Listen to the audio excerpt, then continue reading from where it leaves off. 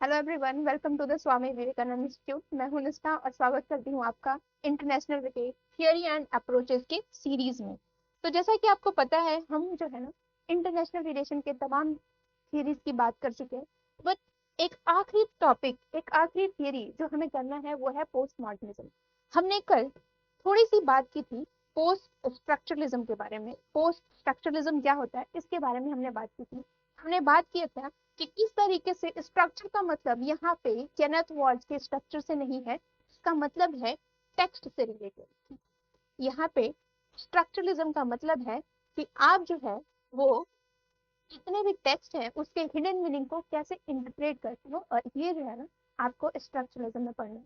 जब हम मॉडर्निज्म के बारे में बात करते हैं जनरली अंतरराष्ट्रीय विषय में, इस तरह के क्वेश्चन आपको उसके बुक से रिलेटेड या फिर उससे जुड़े थिंकर्स के बारे में क्वेश्चन पूछे जाते हैं। इसकी गहराई में जो क्वेश्चन आता है वो आपका लिटरेचर में आता है। इंग्लिश के जो स्टूडेंट है उनसे ये क्वेश्चन ज्यादा गहराई में पूछा जाता है, जैसे डेरिडा के थॉट्स या फिर डेरियन के थॉट्स या फिर बहुत सारे थिंकर्स हैं उनके थॉट्स पूछे जाते हैं। But as a international relation, as a student of political science, क्योंकि आप ये जो थियरी है आप पॉलिटिकल थियरी में ही पढ़ोगे, तो इसे हमें कैसे अंतरराष्ट्रीय विषय में समझने के लिए इस थियरी का हम यूज करते हैं, इसके बारे में हम देखेंगे। तो कल हमने बात की थी पोस्ट स्ट्रक्चरलिज्म के बारे में। हमने देखा था कि कैसे कंस्ट्रक्टिविज्म के साथ साथ जो एक थियरी आई थी वो थी रैशनलिज्म, जो कि पहले से ही आई हुई थी, जिसमें हम रियलिज्म की बात करते हैं और प्रॉब्लम सॉल्विंग थियरी के रूप में देखा जाता है। लेकिन जब हमने 1980 में बात की, 1980 में जब हमने ग्रेट डिबेट के बारे में पढ़ा, तो हमने देखा कि कंस्ट्रक्टिविज्म के साथ साथ जो एक और जो पैराडाइम आया था, एक नया विचार आया था, दैट इज कॉल्ड रिफ्लेक्टिविज्म। ठीक है, रिफ्लेक्टिविज्म के तहत हम पोस्ट मॉडर्निज्म और पोस्ट स्ट्रक्चरलिज्म को पढ़ते हैं। अब ये क्या होता है, कैसे इनसे हम अंतरराष्ट्रीय विषय में इनको हम जानते हैं, किस तरीके से हमारी अंतरराष्ट्रीय विषय को समझने में यह मदद करती है। तो यहाँ पे हमने रैशनलिज्म में रियलिज्म न्यू रियलिज्म की बात की थी, रिफ्लेक्टिविज्म में हमने पोस्ट मॉडर्निज्म की बात की थी। इन दोनों के बीच में जो सामान्यता, जो कहते हैं ना कि एक सामंजस्य बनाए रखने की कोशिश करता है, इन दोनों के बीच में जो कैरेक्टरिस्टिक, दोनों कैरेक्टरिस्टिक को होल्ड करता है, दैट इज कंस्ट्रक्टिविज्म, रचनावाद। और उसके बाद हमने डिबेट की थी कि कैसे ये जो रिफ्लेक्टिविज्म है ये चैलेंज करते हैं अंतरराष्ट्रीय विषय में पॉजिटिविज्म को, यूनिवर्सलिज्म को, ऑब्जेक्टिविटी को, फैक्ट्स को, और ये वैल्यू देते हैं, यानी कि वो एम्फेसिस करते हैं सब्जेक्टिव नॉलेज को, वो वैल्यू देते हैं पोस्ट पॉजिटिविज्म को, वो वैल्यू देते हैं वैल्यूज को, वो वैल्यू देते हैं कल्चर को, वो वैल्यू देते हैं कॉन्टेक्स्ट को। यानी कि जिस संदर्भ में बात हुई, हिस्ट्री, उस कल्चर, वो अलग अलग है, तो हर सिचुएशन को अलग तरीके से ट्रीट करना चाहिए। ये बातें हमने कल कर ली। आगे जब हम पढ़ेंगे तो हम देखेंगे कि किस तरीके से जो अंतरराष्ट्रीय विषय में डिबेट्स आए, और इस डिबेट से हमें पता चलेगा अंतरराष्ट्रीय विषय में कैसे जो थियरी है वो धीरे धीरे नई नई थियरी, नए नए विचार आए। हमने देखा कि जो पहला डिबेट था वो आइडियलिज्म और रियलिज्म को लेकर हुआ था। सेकेंड डिबेट आप बिहेवियरलिज्म और ट्रेडिशनलिज्म के बीच में देखोगे, और थर्ड डिबेट आप साइंटिफिक इन नेचर, और फोर्थ डिबेट जो आता है पैराडाइम, प्लूरल पैराडाइम की बात करते हैं, जिसके बारे में पोस्ट मॉडर्निज्म भी बात करते हैं। यानी कि विचार जो है, विचार एक मेन स्ट्रीम जो कि रियलिज्म देखते हो वो नहीं है, अलग अलग तरह के विचार अंतरराष्ट्रीय विषय में होने चाहिए। ये जो टेबल है मैंने उठाया है सिमेंटिक स्कॉलर से। अगर आपको इसके बारे में ज्यादा जानना है कि किस तरह से इन जो डिबेट्स है उनकी उत्पत्ति हुई, तो आप इस लिंक पे जा करके इसको डिटेल में पढ़ सकते हैं। फिर हमने बात की थी पोस्ट स्ट्रक्चरलिज्म के बारे में, इसका मतलब क्या होता है। ये जब भी हम बात करते हैं टेक्स्ट के इंटरप्रिटेशन की बात करते हैं, स्पीचेस के इंटरप्रिटेशन की बात करते हैं, नोवेल के इंटरप्रिटेशन की बात करते हैं, कार्टून के इंटरप्रिटेशन की बात करते हैं, ट्विटर के पोस्ट के इंटरप्रिटेशन की बात करते हैं, तो जैसे जैसे विचार नए नए, जिस तरीके से हम अलग अलग मीन्स के यूज करके हम विचारों को रखते हैं, उसके हिडन मीनिंग को इंटरप्रिटेशन, या जब भी हम उसको जानने की कोशिश करते हैं, उसकी मीनिंग निकालते हैं, उन्हीं को हम पोस्ट स्ट्रक्चरलिज्म में स्टडी करते हैं। ये क्रिटिकल थ्योरी के अंतर्गत रखा गया।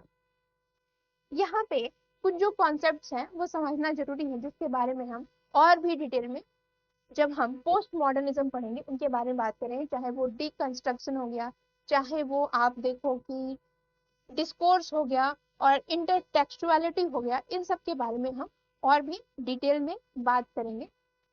लेकिन हमने देखा था कि जब हम इस थ्योरी को पढ़ेंगे तो ये जो चैलेंज करता है ऑन्टोलॉजी को, एपिस्टेमोलॉजी को, और एक नया मेथोडोलॉजी देने की कोशिश करता है अंतरराष्ट्रीय विषय में समझने के बारे में। तो यानी कि हिंदी में कहें तो ये तत्व मीमांसा, तो हम क्या जानते हैं, कैसे जानते हैं, ज्ञान मीमांसा, इन सब के बारे में ये चैलेंज करता है अंतरराष्ट्रीय विषय में। इनकी जो सोच है, ये तत्व मीमांसा और ज्ञान मीमांसा है, वो बहुत ही संकीर्ण है। हमें इसको क्या करना चाहिए, सब्जेक्टिव करना चाहिए, बृहद रूप में इसकी समझ होनी चाहिए। और यही बात अंतरराष्ट्रीय विषय में post structuralism, post modernism, critical theory देता है। हम बात करेंगे इसका एप्लीकेशन, यानी कि ये थियरी जब हम बात करते हैं, क्योंकि जनरली आप देखो ना ये थियरी थोड़ी सी फिलोसफिकल इन नेचर, रियलिज्म की हम बात करें तो ऑफकोर्स वो कोई सोल्यूशन बताते हैं, बैलेंस ऑफ पावर या फिर कलेक्टिव सिक्योरिटी। बट जब हम इनकी सॉल्यूशन की बात करते हैं तो ये कहते हैं कि कोई एक सच, कोई एक जो सॉल्यूशन है वो सबके लिए इफेक्टिव नहीं है, तो ये सॉल्यूशन को नकार देते हैं। और इसी वजह से ये कहते हैं कि हमारी जो सेल, जो कहते हैं ना ग्रैंड नैरेटिव, इन्होंने इसको नकार दिया। इन्होंने कहा कि कोई एक सॉल्यूशन हो ही नहीं सकता जो कि वर्ल्ड में अप्लाई हो। उन्होंने ग्रैंड नैरेटिव को खारिज कर दिया, कहा कि हर कंट्री के लिए उसका सॉल्यूशन वो अलग अलग तरीके से अपना सकते हैं। तो जब हम पोस्ट मॉडर्निज्म का रियल लाइफ में एग्जांपल देखें तो हम देखेंगे कि कैसे कोई स्टेट जो होता है अपनी विदेश नीति बनाता है। वो अपनी विदेश नीति में अलग अलग तरह के टेक्स्ट आपको देखने को मिलेंगे, किस तरीके से उनकी जो शत्रुता है, किस तरीके से कोई कंट्री से उनकी मित्रता है, इन सबको वो अलग अलग तरीके से अलग अलग टेक्स्ट के थ्रू और उनका मीनिंग जो होता है ना अलग अलग तरीके से डिफाइन करते हैं। इसका रियल एग्जांपल आप फॉरेन पॉलिसी में देख सकते हो।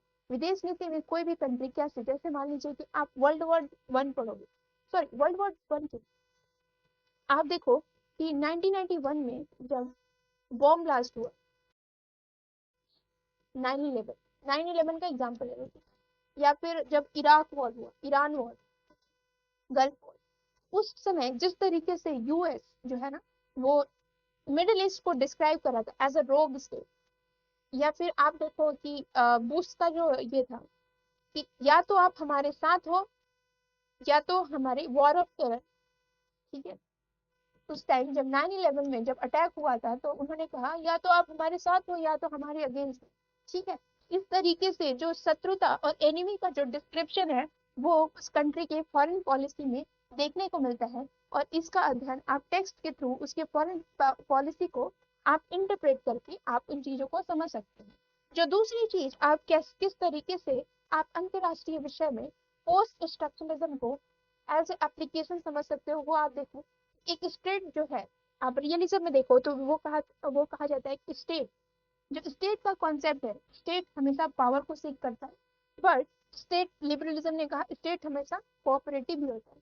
इस तरीके से हर स्टेट क्या होता है, उसकी जो इंटरेस्ट होती है वो power seeker, as a cooperation seeker, वो अलग अलग तरीके से दिखाई जाती है।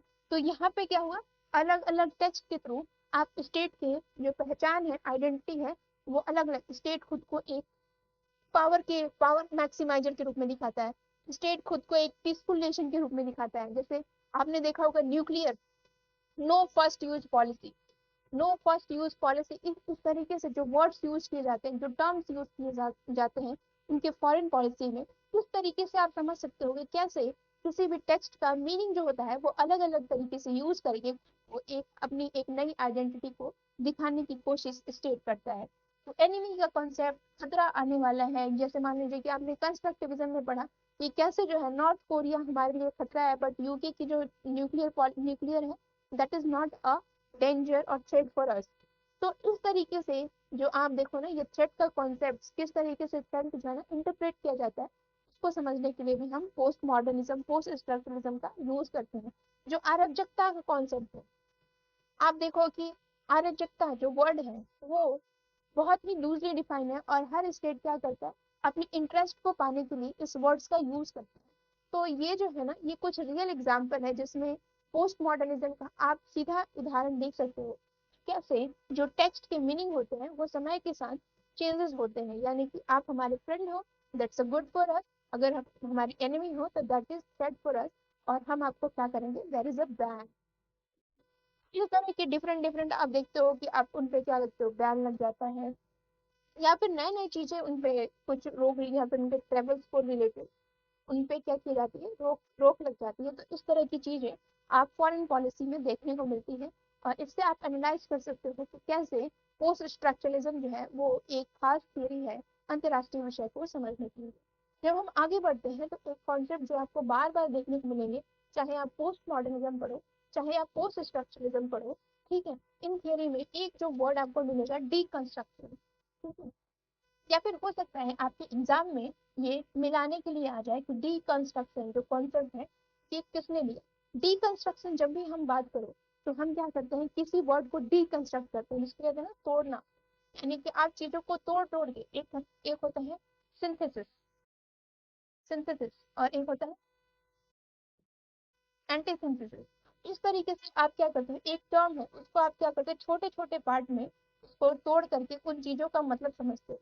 तो हम क्या करते हैं, डीकंस्ट्रक्ट करते हैं, उसके मीनिंग को समझते हैं। बट एक्चुअली जब भी हम मीनिंग को समझते हैं तो हम क्या करते हैं, मान लीजिए कि मैं किसी चीज के मीनिंग को समझी, तो मैं मेरी जो अंडरस्टैंडिंग है उसकी जो कैपेसिटी है वो अलग है। अगर मान लीजिए कि यहाँ पे कोई 6 क्लास का बच्चा आकर के उन चीजों को समझे तो उसकी कैपेसिटी अलग है, और मान लीजिए कोई यहाँ एक्सपर्ट आ गया जो कि मान लीजिए थिंक टैंक में एम्बेसडर, वो इन चीजों को, किसी चीजों को समझेगा तो वो अलग तरीके से समझेगा।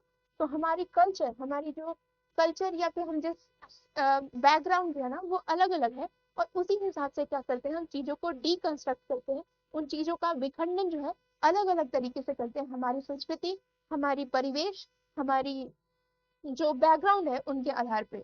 तो ये जो डीकंस्ट्रक्शन है एक सब्जेक्टिव मीनिंग है, वो हर किसी का जरूरी नहीं है समान हो, वो हम लोगों का अलग अलग होता है।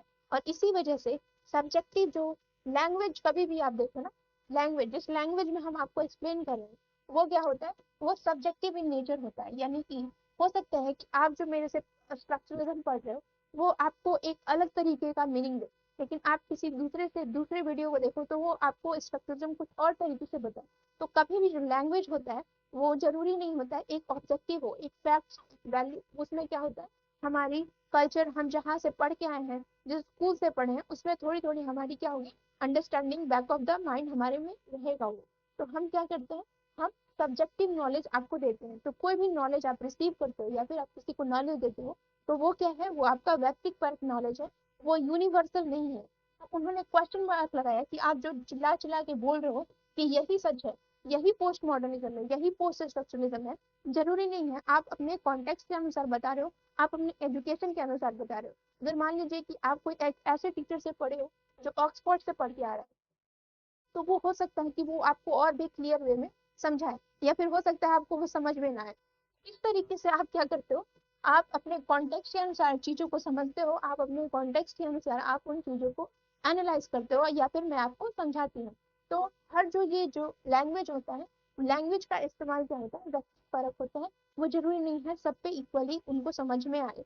और यही बात उन्होंने कहा कि जो आप रियलिज्म, जो आप कहते हो कि वी आर रैशनल, ये जरूरी नहीं है कि आपका जो आइडिया है वो यूनिवर्सली सब पे अप्लाई हो, और उन्होंने इसी को क्वेश्चन किया। तो उन्होंने कहा कि ये जो रियल मीनिंग है, जो सही मीनिंग है पोस्ट स्ट्रक्चरलिज्म का, जो मैं आपको पढ़ा रही हूँ, जरूरी नहीं है कि मैं ये क्लेम कर दूं कि यही सब जो है ना रियल, यही सब पोस्ट स्ट्रक्चरलिज्म है, यही बातें जो है ना पोस्ट स्ट्रक्चरलिज्म की तरह पढ़ाई जाती है। इसका एक पहलू में रख लूं, लेकिन आप इस सच्चाई को जानो तो यह बृहद होता है, और यही पोस्ट मॉडर्निज्म कहता है। सच्चाई जो होता है ना, कोई भी नहीं कह सकता कि ये जो है ना पूरा सच है, पूरा सच कोई बता ही नहीं सकता। और उन्होंने इसी पे कहा कि रियलिज्म जो मेन स्ट्रीम थियरी है, जो क्लेम करती है ना कि मैं सत्य हूँ, मेरी जो है ना, मेरी जो थियरी यूनिवर्सली अप्लाई होता है, ये आप क्या कह रहे हो, ये तो होता ही नहीं है। आप एक सच के पहलू को बता सकते हो, पूरा सच कोई बता ही नहीं सकता, क्योंकि हम इंसान है, ठीक है, हमारी सोच जो है, हमारा परिवेश जो है अलग अलग होता है, और हम कभी भी सच तक पहुंच नहीं सकते। उन्होंने कहा कि उदाहरण स्वरूप आपने, मैंने एक एग्जांपल दिया था कल कि किस तरीके से लैंग्वेज जो होता है ना, language can be used as a politics. जैसे मान लीजिए कि मैंने कहा Ram beat Sita, Sita is beaten by Ram, तो कैसे सब्जेक्ट जो ऑब्जेक्ट बन जाता है और ऑब्जेक्ट जो है सब्जेक्ट बन जाता है, यानी कि किस तरीके से एक्टिव वॉइस और एक्टिव वॉइस होता है ना, that can be used to hide the क्या कहते हैं, गलतियों को छिपाने के लिए आप जो होता है ना लैंग्वेज का यूज करते हो। जैसे आपने देखा है ना, वकील एक एडवोकेट होता है, वो कैसे भाषा का यूज करके आपको चीजों को अलग अलग तरीके से प्रेजेंट करता है। तो प्रेजेंट करने की कला जो होती है ना, आप किस तरीके से चीजों को प्रेजेंट करो अलग अलग तरीके से, अलग अलग वर्ड्स का यूज करके, तो आप जो है ना, इसलिए आप देखते हो ना कि एडवोकेट ज्यादा से ज्यादा वर्ड्स को यूज करते हैं, एक काम को डिफाइन करने के लिए आपको अलग अलग बहुत ज्यादा वर्ड यूज करते हैं। तो यानी हर चीज क्लियर होना चाहिए ताकि इसका बाद में क्या है, तो पॉलिटिसाइज नहीं किया जाए। कोई भी लॉ देखते हैं तो लॉ का इंटरप्रिटेशन जो होता है ना, वो बहुत ही शब्दों को व्याख्यात किया जाता है। जैसे आप टेररिज्म देखो, टेररिज्म का कोई एग्जैक्ट डेफिनेशन नहीं है, क्योंकि ये एक कल्चरल कॉन्सेप्ट है, ये सब्जेक्टिव अंडरस्टैंडिंग है। और अभी भी चैलेंज है कि क्या कोई डेफिनेशन है। आप फॉरेन पॉलिसी से रिलेटेड कोई थ्योरी नहीं बना सकते, क्योंकि हर कंट्री की फॉरेन पॉलिसी अलग होती है based upon the different context. इस वजह से जो चीजें होती है ना, कुछ चीजें जो समाज में होती हैं उनकी आप थ्योरी नहीं बना सकते, उसकी आप एक यूनिवर्सल अंडरस्टैंडिंग नहीं दे सकते। और यही जो क्लेम है ना, यही क्लेम रियलिज्म ने किया था, और इसी क्लेम को चैलेंज आपको पोस्ट स्ट्रक्चरल थिंकर्स और पोस्ट मॉडर्निस्ट थिंकर आप करते आ रहे हैं, क्रिटिकल थिंकर्स आपको करते आ रहे हैं कि what are you doing, you are giving a universal theory on something which is not able to consider, or you can't put this thing in a very confident way कि I am whatever I am teaching you is the truth, it's not truth। कि कोई भी इंसान जो है ना कभी भी ट्रूथ के पास पहुंच नहीं सकता। इसीलिए उन्होंने क्या कहा, उन्होंने कहा कि डिस्कोर्स, ठीक है, language transmit meaning through order and pattern. Her language, जैसे मान लीजिए कि मैं जिस तरीके से आपको पढ़ा रही हूँ, जिस पैटर्न में पढ़ा रही हूँ, उस हिसाब से आपको एक अलग मीनिंग मिले। लेकिन मान लीजिए कि मैं जो है ना आपको आपको मैंने पोस्ट मॉडर्निज्म पहले पढ़ा दिया, रियलिज्म बाद में पढ़ा, तो आपको लगेगा ना कि इस तरीके से जिस पैटर्न में मैं पढ़ा रही हूँ उसका एक अलग मीनिंग। लेकिन मान लीजिए कि मैं पैटर्न पूरा अलग चेंज कर दूँ, उल्टा कर दूँ, आपको ये थियरी की जो अंडरस्टैंडिंग है एक अलग तरीके से मिलेगी। तो हर जो जितना भी आप लैंग्वेज देखते हो, लैंग्वेज क्या करती है, लैंग्वेज और जिस तरीके से आप लैंग्वेज अरेंज करते हो, एक्टिव वॉइस, पैसिव वॉइस, कौन सा आप टेंस यूज करते हो, कहाँ पे फुल स्टॉप लगाते हो, कहाँ पे कॉमा लगाते हो। जैसे मान लीजिए कि अम, एक एग्जांपल था, एक दो दादी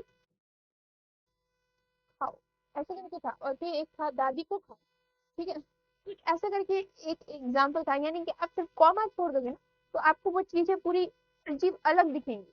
तो कॉमा फुल स्टॉप जिस तरीके से आप अपने बातों को कह रहे हो, तो वो भी जो है ना, वो चीजें अलग दिखाती है। और यही चीजें ना, यही आपको टेक्स्ट के थ्रू चीजों का मीनिंग जो होता है ना, वो अलग अलग तरीके से आपको देखने को मिलता है। बहुत सारी ऐसी चीजें हैं जिसमें आपको full stop, comma, sign, symbols, comics, इन सब चीजों को आप अलग अलग तरीके से इंटरप्रेट करके उनका अलग मीनिंग निकालते हो। और इसी के अंदर पोस्ट स्ट्रक्चरलिज्म आता है। ये सब बातें हो गई। तो अब जरूरी नहीं है कि जब हम पोस्ट स्ट्रक्चरलिज्म की बात करते हैं हम तो सिर्फ टेक्स्ट की बात करते हैं, हम सिर्फ बाइबल्स की बात करते हैं, हम सिर्फ बुक्स की बात करते हैं। आप जितने भी मूवीज देखोगे, जितने भी पॉपुलर कल्चर, यानी कि आप कार्टून देख रहे हो, या फिर आप किसी की स्पीच देख रहे हो, या फिर आप किसी चीज की भाषण सुन रहे हो, या फिर पॉलिटिकल लीडर मान लीजिए कि एक दूसरे से मिल रहे हैं, मीटिंग देख रहे हैं, इन चीजों को भी हम क्या कर सकते हैं, now consider as a part of post structuralism. अब ये भी पोस्ट स्ट्रक्चरलिज्म के रूप में हम इसको क्या कर सकते हैं, एनालाइज कर रहे हैं। तो उसी की वजह से आप देखोगे ना, एक नया कॉन्सेप्ट आता है, इंटरटेक्सुअलिटी। इंटरटेक्सुअलिटी में कहते हैं, इंटर का मतलब क्या होता है, अंतर, यानी कि दो, जब दो, जब लैंग्वेज एक दूसरे से क्या करेंगे, इन्फ्लुएंस करेंगे, उन लैंग्वेज का मीनिंग एक अलग नया निकलता है। उसी के बारे में जूलिया क्रिस्टेवा कहती है कि role of language in setting the meaning of, कि किस तरह से लैंग्वेज जो होते हैं वो मीनिंग को चेंज कर देते हैं। मान लीजिए कि आप हिंदी और इंग्लिश दोनों को फ्यूज करके एक नया वर्ड बना रहे हैं, और वो मीनिंग को पूरी तरह से चेंज कर देते हैं, ठीक है। जैसे मान लीजिए कि एक तो टर्म आता है, वो है चटनिफिकेशन, या फिर ग्लोबलाइजेशन। इस तरीके से दो वर्ड्स मीनिंग का फ्यूजन, ठीक है ना, वो एक अलग मीनिंग देती है। और इसको आप जनरली देखते हो इंटरटेक्सुअलिटी, यानी कि relation of western and native text, borrowing from text, यानी कि आप टेक्स्ट को पढ़ के क्या मीनिंग निकाल रहे हो, ठीक है, किस तरीके से एक जो टेक्स्ट है दूसरे टेक्स्ट से क्या क्या नए मीनिंग जो है ना अपने अंदर समाहित किए। तो स्टडी, टेक्स्ट की स्टडी करना, that's come under the intertextuality, और जब भी हम इंटरटेक्चुअलिटी की बात करते हैं तो हम जूलिया क्रिस्टेवा की बात करते हैं। तो ये सब चीजें हमें पोस्ट स्ट्रक्चरलिज्म में पढ़ना है। लेकिन एक थिंग कर जो हम जब भी पोस्ट स्ट्रक्चरलिज्म की बात करते हैं, जब भी हम पोस्ट मॉडर्निज्म की बात करते हैं, तो हम माइकल फूको को पढ़ना बिल्कुल नहीं भूलते, क्योंकि फूको जो है ना, आप जनरली देखोगे ना, he is considered as one of the important thinkers in postmodernism, post structuralism. ठीक है, एक्चुअली जब भी हम माइकल फूको, क्योंकि हम पोस्ट स्ट्रक्चरलिज्म से ही बात करते आ रहे हैं फूको के बारे में, तो आप बस आप समझ लीजिए कि जब भी हम पोस्ट स्ट्रक्चरलिज्म की बात करते हैं तो इनकी इंपॉर्टेंट थ्योरी आती है, वो है नॉलेज पावर। कि किस तरीके से अगर आप जो है ना, अगर आपको पावर चाहिए तो आप नॉलेज को कंट्रोल करें, और आप नॉलेज के थ्रू, इंस्टीट्यूशन के थ्रू आप क्या कर सकते हो, एक सिटीजनशिप, एक अच्छे सिटीजनशिप स्टैब्लिश कर सकते हो। और स्टेट क्या करती है, स्टेट नॉलेज का प्रसार एक इंस्टीट्यूशन के थ्रू करके एक अच्छे सिटीजन को डेवलप करती है। अब इंस्टीट्यूशन हो सकता है आपका स्कूल है, इंस्टीट्यूशन हो सकता है ये इंस्टीट्यूट, इंस्टीट्यूशन हो सकता है ऑनलाइन मीडिया हो, या फिर सोशल मीडिया हो, या फिर इंस्टीट्यूट हो सकता है आपका फैमिली हो। इस तरीके से स्टेट क्या करती है, नॉलेज पे कंट्रोल करती है, ताकि आपको जो है वो पावर को कंट्रोल कर सके। और इसी को उन्होंने कहा आज की जो गवर्नमेंटलिटी है, यानी आज का जो शासन है, वो अलग है। इस तरीके से अलग है कि पहले आपको क्या किया जाता था, आपको दिखता था, लेकिन आज है ना दैट बिकम फ्री, यानी कि आपको दिखता नहीं है 24/7 hour you are under the system, but still you are thinking that you are free. ठीक है, your Aadhaar, your biometric identification, that still you think that you are protected। इस तरीके से जो है सुरक्षा का मीनिंग जो है ना वो धीरे धीरे चेंज हो रहा है। आई am not telling that these are not for your welfare, but these are आज प्रेजेंट जमाने में आप किस तरीके से फूको की थ्योरी अप्लाई कर सकते हैं। उन्होंने एक और कॉन्सेप्ट दिया, जेन्यूलॉजी ऑफ नॉलेज, कि कोई भी नॉलेज है अंतरराष्ट्रीय विषय में, आप जितने भी नॉलेज पढ़ते हो, ठीक है, जितने भी आप नॉलेज लेते हो, आप देखो वो नॉलेज कहाँ से है, कहाँ से। जैसे मान लीजिए कि मैं आपको चीजों को बता रही हूँ, और वो चीज जैसे मैंने आपको क्रिटिसाइज किया आधार को लेकर, तो आप देखो कि मेरी बैकग्राउंड कहाँ से है, वेयर, कहाँ की से मैं बात कर रही हूँ, मैं एम आई क्रिटिकल और एम आई रियलिस्ट। तो एक रियलिस्ट जो है ना, रियलिस्ट कहेंगे दीज आर गुड, स्टेट को, स्टेट जो अगर है तभी क्या करेगा, सिटीजन के राइट को मेंटेन करेगा। लेकिन यहाँ पे लिबरल कहेगा कि या स्टेट इज इम्पोर्टेंट, और हम क्या कर सकते हैं, स्टेट और सिटीजन के बीच में हम कॉपरेशन स्टैब्लिश कर सकते हैं। जबकि मार्क्सिस्ट क्या कहेगा, मार्क्सिस्ट कहेगा no, it's a violation of bourgeois. ठीक है, it's a violation of bourgeois by the proletariat. अब वहां पे फेमिनिस्ट आएगी तो कहेगी फेमिनिस्ट आर मोर वल्नरेबल। एक ही चीजों को अलग अलग तरीके से यहाँ पे post structuralism they are criticise this thing. उन्होंने कहा कि जितने भी नॉलेज आप देख रहे हो उनकी क्रिएशन, जीनियोलॉजी का मतलब क्या है, कोई भी नॉलेज जो है उसका रूट क्या है, उसकी रूट को समझो आप। ठीक है, कोई भी इवेंट हुआ, इवेंट को समझो। ठीक है, और उसी के बारे में जीनियोलॉजी बात करता है, और इसी के बारे में उनको ये इंपॉर्टेंट कॉन्सेप्ट जीनियोलॉजी का। क्योंकि इंपॉर्टेंट कॉन्सेप्ट जो होती है वो है डिस्कोर्स, यानी कि आप किसी भी चीज का मीनिंग ढूंढते हो, तो मीनिंग क्या होता है, let me first clear discourse. ठीक है, जब भी आप डिस्कोर्स की बात करते हो, डिस्कोर्स का मतलब क्या होता है, आप जो है ना किसी चीज पे विचार अपनी रखते हो। अब ये विचार जरूरी नहीं है कि सबके समान है, ये विचार हो सकते हैं आपकी जो है ना अलग है, मेरी अलग है। क्यों अलग है, क्योंकि हम दोनों की जो सोशलाइजेशन है, यानी कि जो सामाजिकरण है वो अलग है, हम जिस समाज में बड़े हुए हैं वो अलग अलग है।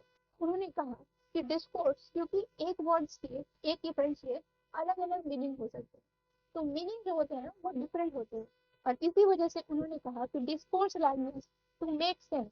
डिस्कोर्स क्या करता है, जब हम चीजों को सेंस करते हैं, उसको समझने की कोशिश करते हैं, उसकी सेंस अलग अलग आती है, क्योंकि अलग अलग तरीके से समझाते हैं। उन्होंने कहा कि जो भी चीज की हम मीनिंग निकालते हैं वो कभी भी न्यूट्रल नहीं होता। अब ऐसा नहीं है कि मैं आपको ना पूरी तरीके से वैसे ही चीजें पढ़ा रही जो आपको स्टैंडर्ड बुक में दिया, यहाँ पे मैं अपनी कुछ नॉलेज को मिक्स करी जो मैंने अपने बुक में पढ़ा है, या फिर जो मैं करंट अफेयर से मिला रही हूँ, इस तरीके से मैं क्या करूँ, उन सब चीजों को मिलाकर आपके सामने रखी हूँ। मैं ये क्लेम नहीं कर रही हूँ कि यही सब जो है ना क्वेश्चन आपके नेट में पूछे जाएंगे, यही सब क्वेश्चन जीआरएफ में पूछे जाएंगे।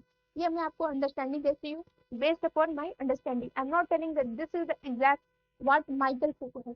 इस तरीके से मीनिंग क्या होता है, मीनिंग कभी भी न्यूट्रल नहीं होता है, वो बेस्ड करता है कल्चर पे, यानी कि मैं कहाँ से पढ़ के आई हूँ, मेरी अंडरस्टैंडिंग कितना है, और आपकी कैपेसिटी कितना है उसे समझने की, उस पर डिपेंड करता है कल्चर। उन्होंने एक और कंसेप्ट दिया, इनसाइड आउटसाइड, यानी कि जब भी आप अंतरराष्ट्रीय विषय में चीजों को समझते हैं तो एक डायलेमा आता है, एक डाइकोटोमी आता है इनसाइड और आउटसाइड के बीच में। ये डाइकोटोमी क्या है? जब भी हम इनसाइड की बात करते हैं तो आप डोमेस्टिक लेवल की बात करते हैं, यानी कि आप स्टेट के हित के बारे में बात करते हैं। लेकिन जब आउटसाइड की बात करते हो तो आप अंतरराष्ट्रीय विषय के बारे में बात करते हो। यानी कि यहाँ पे आप देखोगे कि हायरार्की आएगी, यहाँ पे आपको अंतरराष्ट्रीय विषय में अनार्की देखने को मिलेगी। तो ये जो दोनों जो चीजें हैं ना, ये आपस में क्या करती हैं, हमेशा अ, अंतर विरोध में रहती है। एक दूसरे को क्या करते हैं, एक दूसरे को हमेशा अपोज करते रहेंगे। तो इसी वजह से उन्होंने कहा कि दीज डाइकोटोमी, ये जो दोहरापन है, ये एक दूसरे को क्या करते हैं, विरोध करते हैं। और उन्होंने कॉन्सेप्ट दिया, उदाहरण के रूप में आप समझिए सॉवरेंटी। उदाहरण के रूप में सॉवरेंटी, ये जो सॉवरेंटी संप्रभुता का कॉन्सेप्ट जो है, ये भी क्या है, एक तरह से अलग अलग मीनिंग के रूप में, जैसे वेस्ट का सॉवरेंटी अलग है, सेकुलरिज्म आप कहिए सेकुलरिज्म। वेस्ट का मतलब होता है कि कंप्लीट सेपरेशन फ्रॉम रिलीजन, जबकि इंडिया का सॉवरेंटी कहता है कि रीजनेबल होना चाहिए सेपरेशन, यानी कि स्टेट क्या कर सकता है, इंटरफेयर कर सकता है। इस तरीके से कुछ चीजों का जो इंटरप्रिटेशन होता है, वो उसके कल्चर के हिसाब से, वो उसकी डाइवर्सिटी के हिसाब से, वो उसकी हिस्ट्री के अनुसार से डिफर करता है। और इसी की बात आप देखोगे पोस्ट स्ट्रक्चरलिज्म में। एक क्वेश्चन जो जनरली आपसे पूछ लिया जाता है या फिर पूछे जाने की आशंका होती है, वो है कि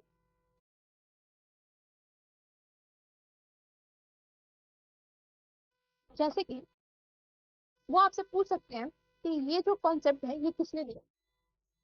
पूरे आपने पोस्ट स्ट्रक्चरलिज्म में डिस्कोर्स का कॉन्सेप्ट पढ़ा, डीकंस्ट्रक्शन का कॉन्सेप्ट पढ़ा, इंटरटेक्सुअलिटी का कॉन्सेप्ट पढ़ा, जेनियोलॉजी का कॉन्सेप्ट पढ़ा, ये किसने दिया। तो डिस्कोर्स आप जब भी ध्यान रखो, जब भी बात करते हैं डिस्कोर्स की, तो वो फूको की बात आती है। जेनियोलॉजी की बात करते हैं, फूको की बात आती है। डीकंस्ट्रक्शन की जब भी बात आती है तो डेरिडा की बात करते हैं। और इंटरसेक्सुअलिटी की जब भी बात करते हैं तो स्टीवा की बात आती है, तो जैसे स्टीवा की बात आती है। तो ये कॉन्सेप्ट जो है ना, ये सब चीजें आपको इसकी अंडरस्टैंडिंग होनी चाहिए। इसको आपको डेप्थ में, जितना आप लिटरेचर के बच्चे पढ़ते हैं इन सब चीजों के बारे में उतना डेप्थ में नहीं पढ़ना है, बट आपको ये कॉन्सेप्ट पता होना चाहिए कि ये जो थॉट्स, ये जो की आइडियाज है, ये किस तरीके ने दिया है। इस तरह के क्वेश्चन आपकी नेट में पूछे जाने की आशंका है, संभावना।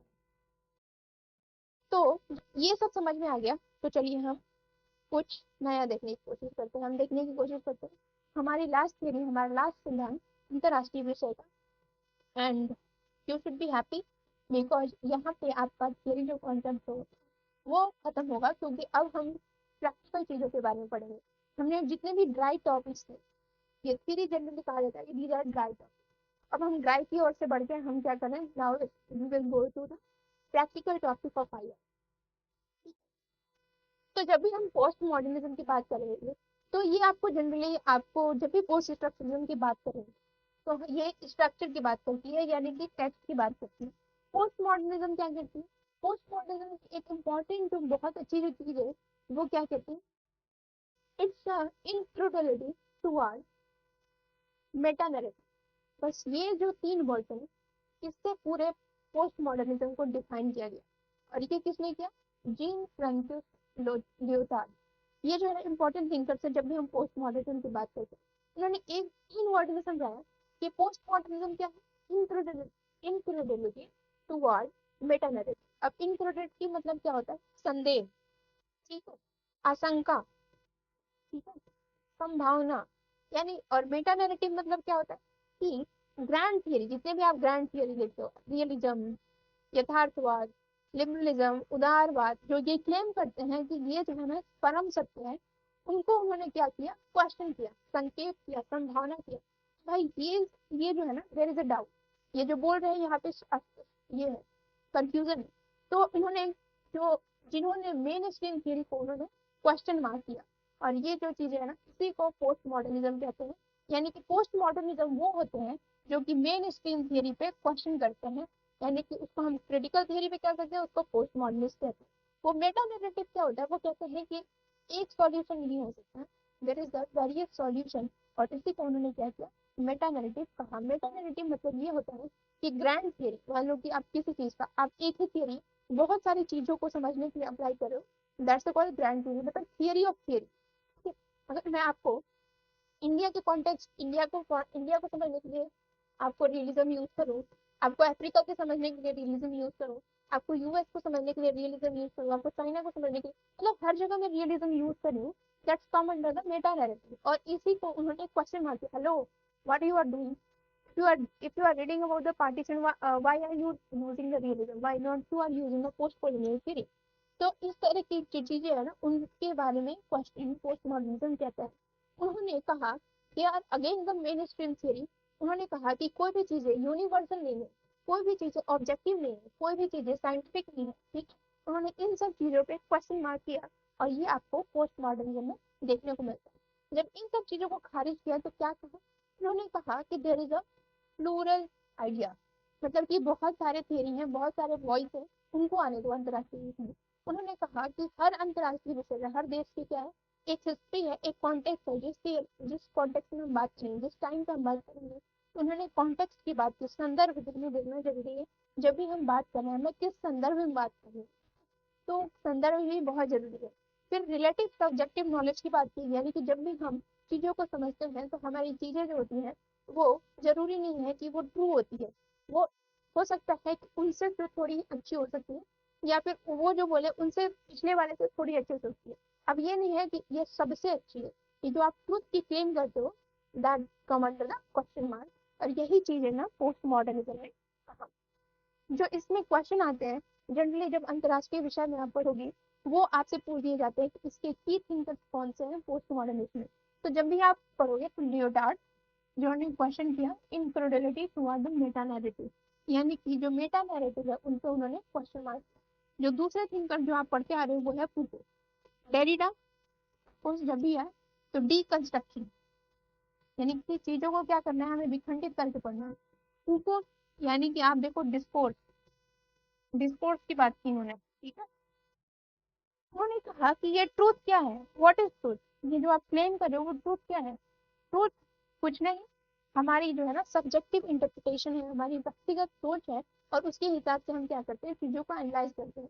तो उन्होंने ट्रूथ को नकारा कि ट्रूथ कुछ नहीं है।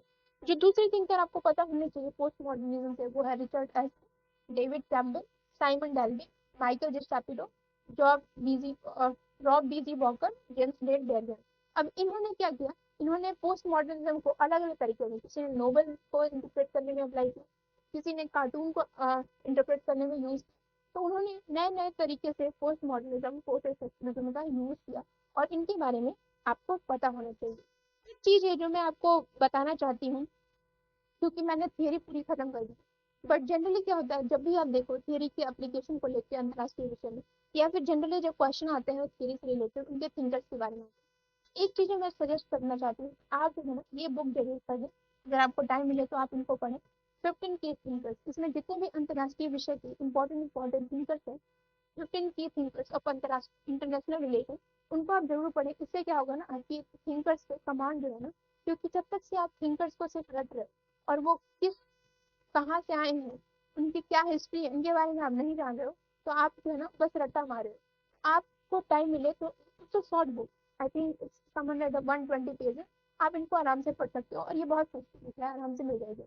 दूसरी जो बुक मैं आपको कहती हूँ कि अंतरराष्ट्रीय विषय में जब आप थ्योरी पढ़ते हो, सिद्धांत पढ़ते हो, तो उसको प्रैक्टिकली भी आपको समझना चाहिए, क्योंकि अब नेट क्या पूछ अब वो आपसे प्रैक्टिकल क्वेश्चन पूछ रहे हैं। प्रैक्टिकल अंडरस्टैंडिंग के लिए आपको चाहिए कि एक प्रैक्टिकल बुक में, तो उस पे he is the professor of Jawaharlal Nehru university, और उन्होंने ये बुक लिखा है international relation in 21st century. और इनकी बुक जो है ना बहुत अच्छी है, there is a practical understanding of the theory. So you can refer these two books to have a great grasp on the concept theory and approaches in the international relation। और बाकी हम चीजों को तो कवर कर ही रहे हैं। अगर आपको जो भी कंफ्यूजन हो थियरी एंड अप्रोचेस से, यहाँ पे जा करके हम इन चीजों को खत्म कर रहे हैं। जो नेक्स्ट जो टॉपिक है हमें यूनिट 5 में पढ़नी है, वो है state and non state actor के बारे में, और सिविल सोसाइटी के बारे में, या फिर आप सिक्योरिटी के बारे में पढ़ोगे। तो नेक्स्ट क्लास हमारी उन पे रहेगी, तब तक से आप इन चीजों को रिवाइज करते रहिए, और कोशिश कीजिए आगे आने वाले टॉपिक के बारे में भी हम चीजों को पढ़ें। So this is all from my side, and keep revising and have a great study. Thank you.